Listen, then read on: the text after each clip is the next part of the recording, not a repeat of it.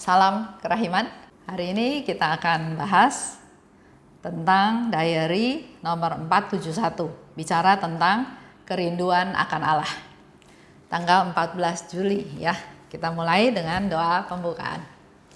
Dalam nama Bapa dan Putra dan Roh Kudus. Amin. Santa Faustina, engkau berkata bahwa misimu tidak akan berakhir karena kematianmu. Dan kami percaya engkau tidak akan melupakan kami. Yesus juga berjanji kepadamu, bagikanlah rahmat-rahmat kepada siapa saja yang engkau kehendaki dan kapan saja engkau mau. Berdasarkan hal tersebut di atas, kami meminta doa syafaatmu Santa Faustina, terutama untuk rahmat yang akan kami butuhkan, yaitu rahmat kesetiaan pada inspirasi Roh Kudus dan menjadi orang yang suci. Tolonglah kami agar percaya pada Yesus seperti yang Engkau lakukan dan memuliakan Tuhan di setiap saat dalam hidup kami. Amin. Dalam nama Bapa dan Putra dan Roh Kudus. Amin. Diary 471. Pada suatu hari, ketika aku sedang melaksanakan adorasi, dan rohku merasa rindu setengah mati akan Dia, dan aku tidak lagi dapat menahan air mataku, aku melihat suatu roh yang indah luar biasa, yang mengucapkan kata-kata ini kepadaku. Jangan menangis, kata Tuhan. Sesaat kemudian aku bertanya, siapa engkau? Ia menjawab, aku adalah salah satu dari ketujuh roh yang berdiri di hadapan tahta Allah, siang dan malam, yang memuji Dia tanpa henti. Tetapi roh ini tidak dapat meredakan kerinduanku, malah membuatnya menjadi semakin merindukan Allah. Roh ini sangat indah, dan keindahannya muncul dari kesatuan eratnya dengan Allah. Roh ini tidak meninggalkan aku sedetik pun, tetapi menemani aku di mana saja. Suster Faustina sangat rindu akan Allah. Bahkan salah satu roh yang ada di samping Allah datang pun enggak mengobati rasa rindu dia, bahkan dia semakin rindu. Sebelum lihat di 471, saya mau ajak ke belakang dulu. Lihat di 468. 468 itu adalah hari pembaharuan kaul. Jadi pada malam hari ada hari pembaharuan kaul. Apa yang dijanjikan, di-remind, diulang, diingat kembali tentang janji-janji tersebut. Aku merasakan dalam jiwaku kerinduan yang besar akan Allah. Jadi Suster Faustina sangat rindu kepada Allah. Itu pun disebutkan dalam 469 dan 470. Pada saat adorasi, tadi dikatakan ya, rohku rindu setengah mati akan Dia dan aku menangis. Sangat rindu ya, ingin ketemu Tuhan. Ada roh yang indah dikatakan. Jangan menangis, kata Tuhan. Suster Faustina tanya, siapa engkau? Aku adalah salah satu dari ketujuh roh yang berdiri di hadapan tahta Allah siang dan malam. Jadi sekarang kita punya sedikit gambaran ya. Ada 7 roh yang berdiri di hadapan tahta Allah siang dan malam. Dan salah satu roh itu datang kepada Suster Faustina. Dan 7 roh itu selain berdiri siang dan malam di hadapan Allah, dan dia punya tugas atau yang dilakukan adalah memuji Dia tanpa henti. Kita pun bisa mulai lakukan di sini ya. Walaupun dalam hati kita tetap bisa memuji Tuhan. Lihat udara yang segar, lihat cuaca yang cerah, lihat orang-orang sekitar sehat, ada telepon dari teman yang sudah lama nggak pernah telepon, dia telepon. Kita syukuri. Kita bergembira, kita memuji Dia karena itu semua adalah karena belas kasih Tuhan. Roh ini tidak meninggalkan aku sedetik pun, ya, Suster Faustina katakan. Dia mendapat teman, mendapat pendamping yang mendampingi dia. Suatu rahmat yang besar ya. Kita juga bisa minta supaya Tuhan mengirimkan malaikat-malaikat pelindung kita untuk kita rasakan bahwa di sekitar kita ada malaikat pelindung. Sebetulnya setiap manusia itu punya malaikat pelindung. Nah, permasalahannya kita sering nggak sadar, sering lupa, atau nggak mau tahu atau nggak percaya bahwa kita dikasih malaikat pelindung. Tuhan itu kasih kita malaikat pelindung, dan malaikat pelindung itu memang hanya melindungi kita. Bukan kan nanti kalau kita mati, malaikat pelindung itu tugas untuk dampingi orang lain, enggak, hanya untuk kita sendiri. Roh ini tidak meninggalkan aku sedetik pun, katanya ya, tapi menemaniku di mana saja. Bicara tentang malaikat pelindung, saya mau sharing. Saya suka setir ya. Saya suka setir mobil, jadi kalau kemana-mana saya lebih banyak yang nyetir daripada Haryanto, daripada suami saya. Pernah dari Jakarta sampai Bali, pernah dari Jakarta ke Palembang, pernah dari Jambi sampai ke Medan. Saya suka setir ya. Begitu pula sekarang dengan umur saya yang sudah 64, Papa kan tinggal di Tegal. Jadi saya secara periodik juga mengunjungi Papa. Dan saya lebih suka setir daripada naik kereta api.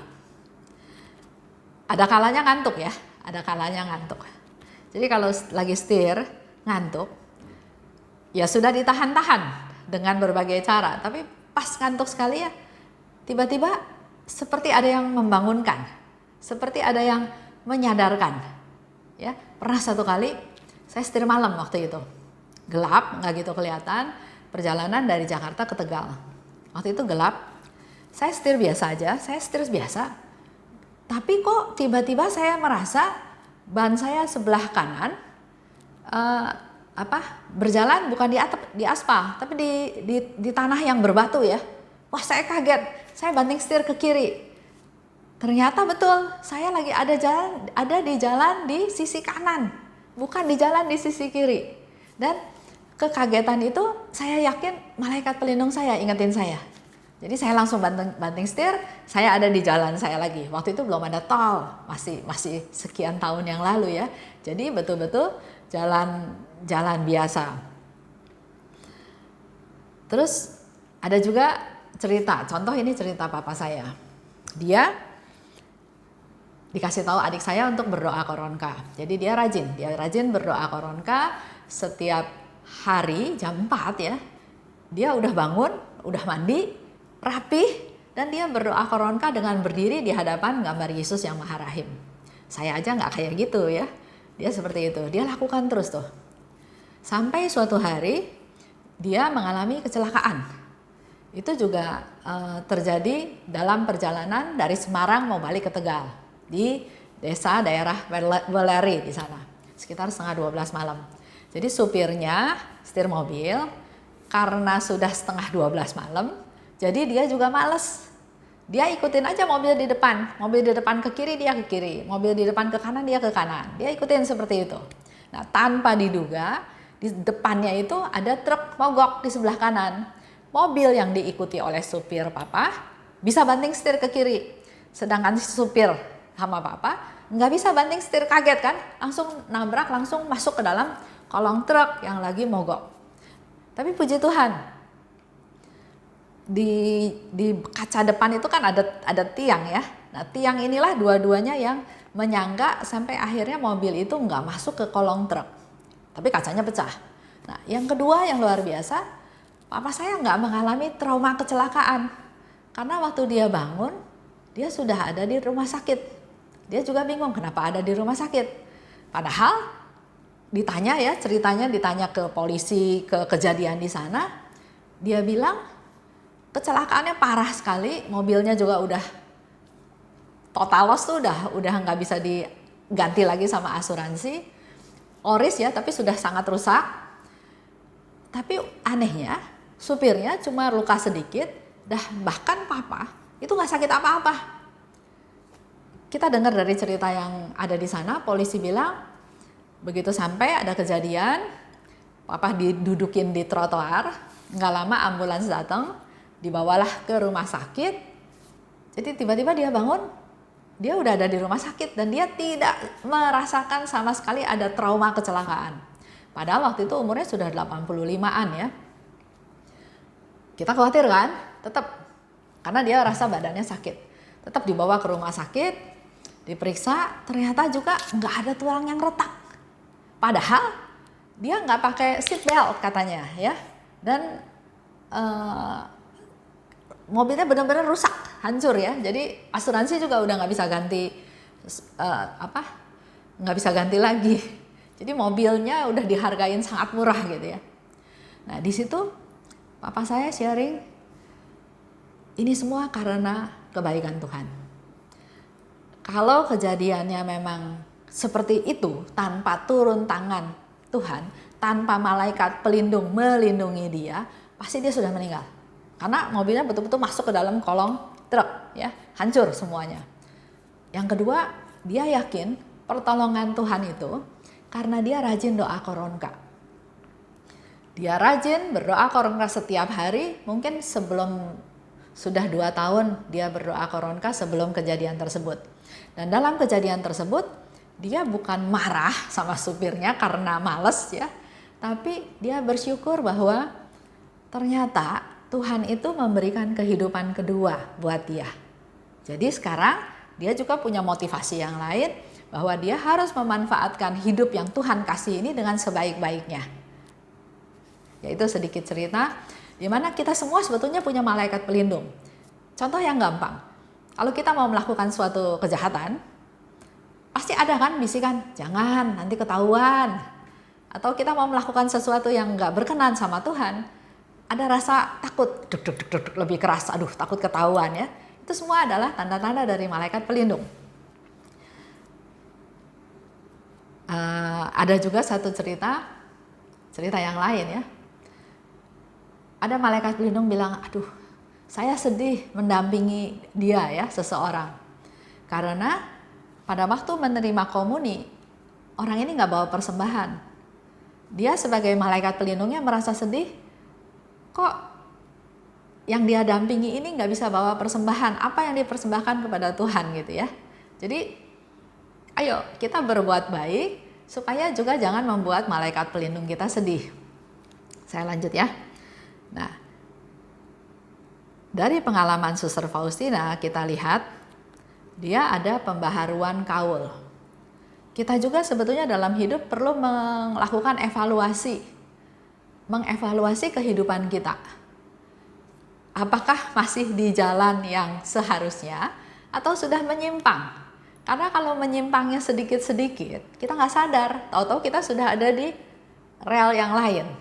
Tapi oleh sebab itu kita perlu melakukan evaluasi, mengulang refleksi diri, rekoleksi, retret untuk kita melihat kita ada di jalan yang benar nggak, gitu ya.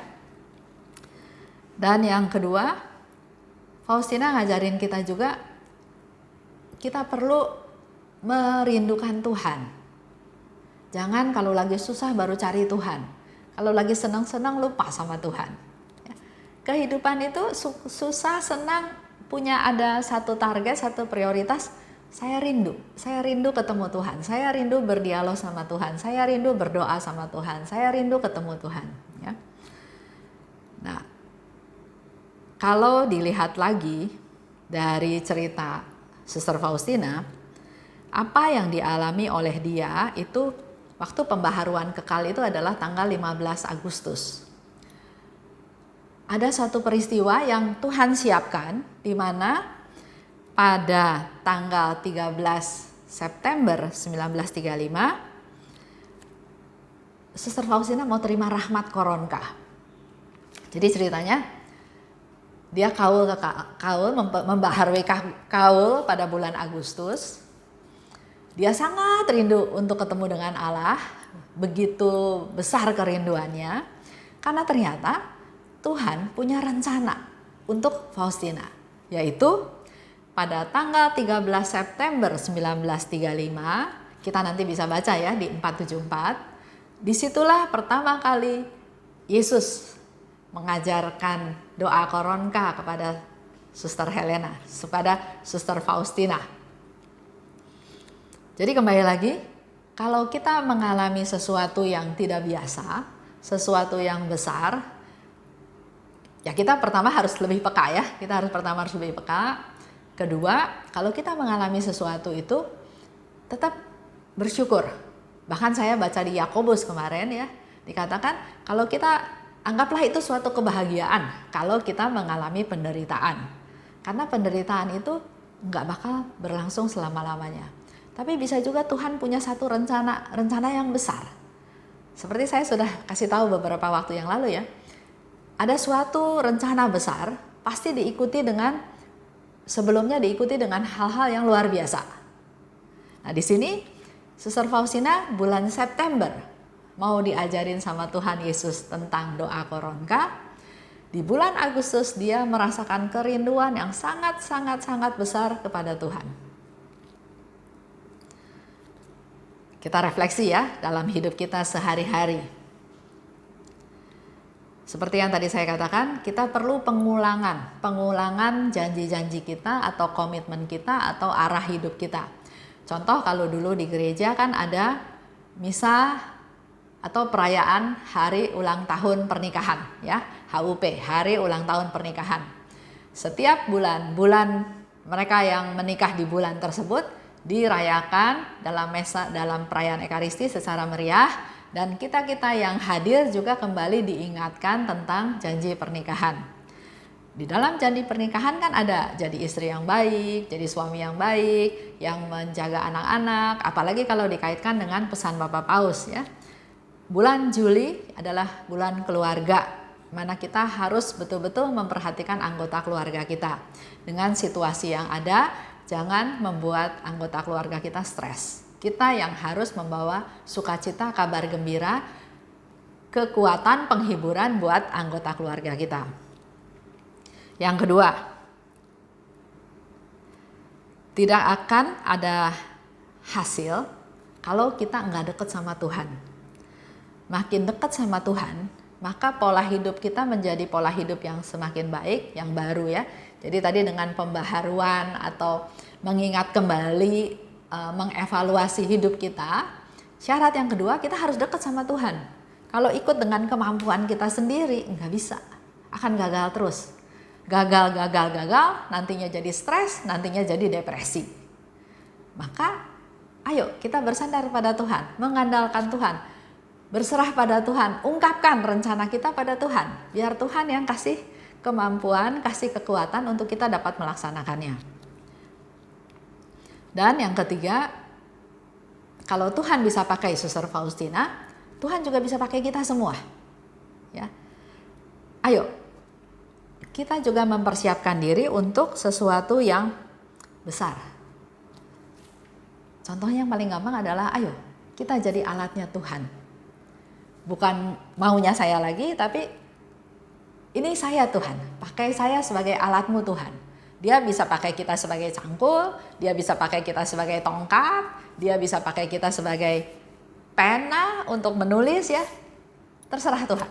Tapi yang penting adalah kita peka, kita mempersiapkan diri, dan yang paling penting lagi adalah, ya Tuhan, saya mau. Karena kita punya kehendak bebas kan? Oke, itu aja ceritanya untuk tanggal 14 Juli. Kita tutup ya dengan doa penutup. Dalam nama Bapa dan Putra dan Roh Kudus, amin. Terima kasih Bapa atas rahmat-Mu yang Kau berikan pada kami pada hari ini. Kami bisa banyak belajar dari Suster Faustina dalam kehidupan kami sehari-hari. Kami perlu mengingat kembali janji-janji kami, panggilan hidup kami, apakah sebagai istri, sebagai suami, sebagai anak, sebagai orang tua.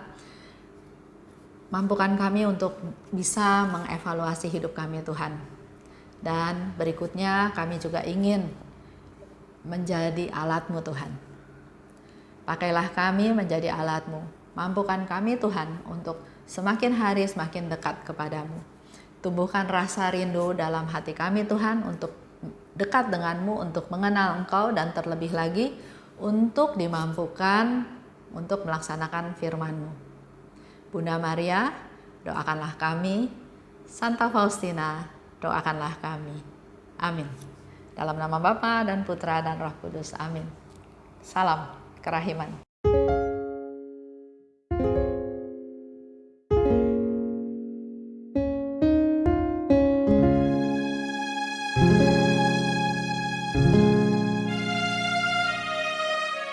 Jesus, divine mercy,